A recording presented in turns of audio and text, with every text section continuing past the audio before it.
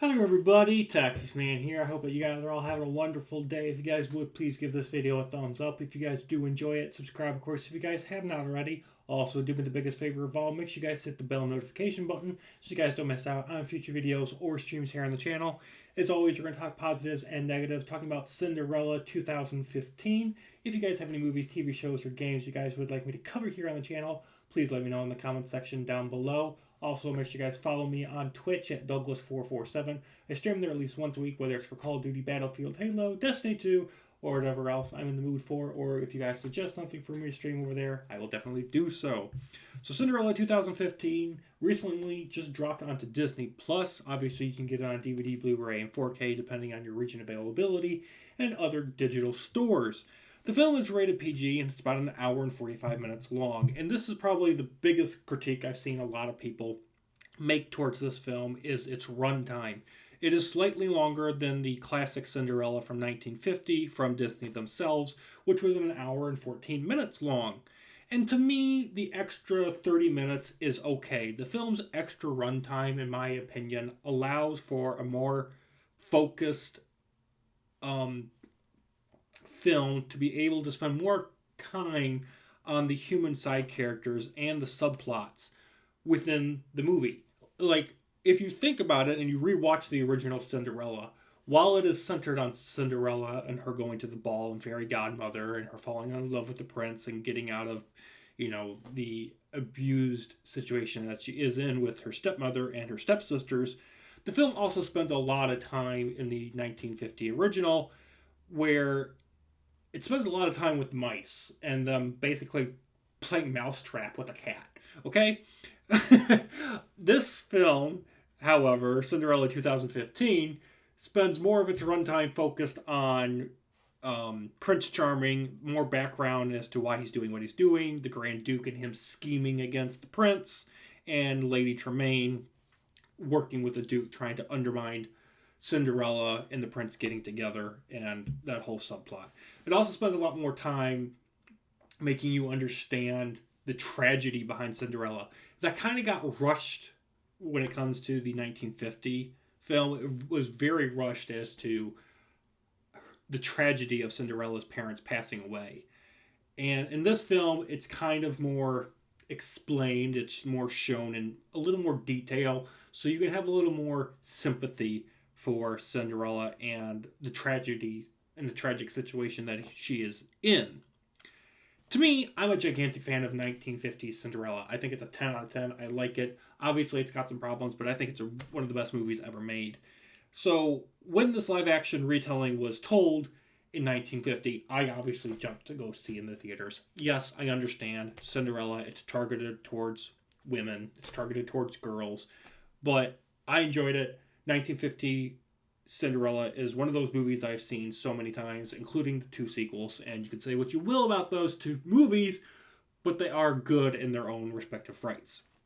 So this retelling, this live action retelling, it to me kept the spirit of that classic, while it also adds in some new twists and turns into the Cinderella story that we all know.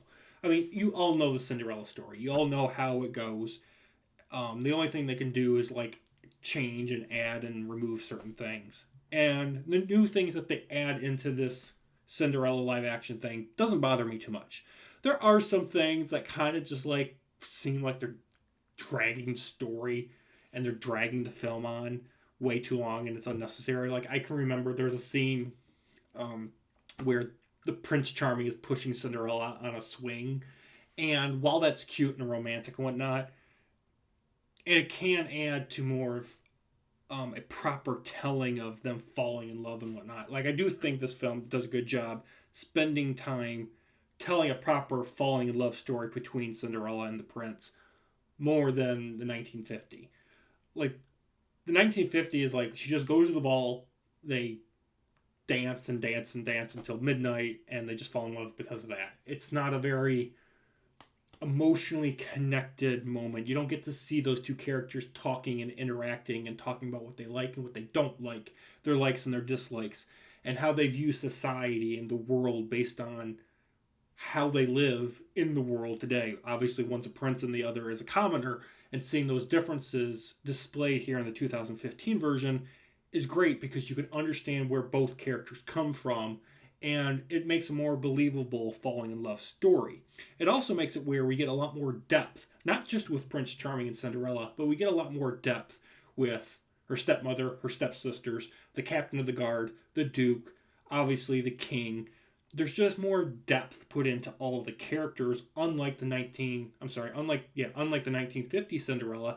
Everything kind of just happens and is go go go go go. We got to tell a story, and for 1950 that was okay, but it was very subsurface level storytelling. This Cinderella from 2015 gets deeper. It gets more emotionally deep and character deep as well.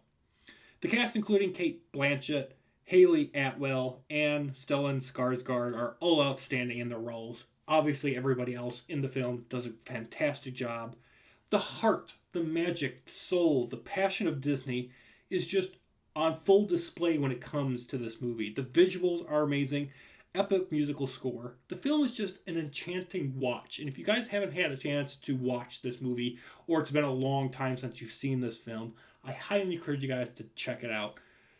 It's a good movie. And to me, it's probably the best Disney live action remake that they've done. Obviously, they're still churning them out, unfortunately. And when they announced that they were going to do live action retellings of their animated classics, I was kind of skeptical. But this one was really great. I enjoyed it. And it's probably the only one that I actually like. You guys know me, I'm so sick of reboots, remakes, and sequels and prequels. And I would enjoy Disney pumping out more original content. Doesn't seem they're going to be really doing that.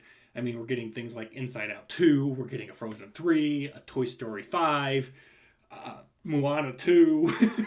And it's just like, I do want them to tell new original concepts and original stories and characters. However, I think Cinderella from 2015 is a good movie. It's a must-watch for all. Whether you've seen the 1950 or not, you could still watch this movie in total isolation and you can still enjoy it. It's a good movie. Highly encourage you guys to check it out. I'm giving it a 9 out of 10. Thank you for watching. Have an awesome day. Let me know in the comments down below. What do you guys think of this movie? Bye, guys.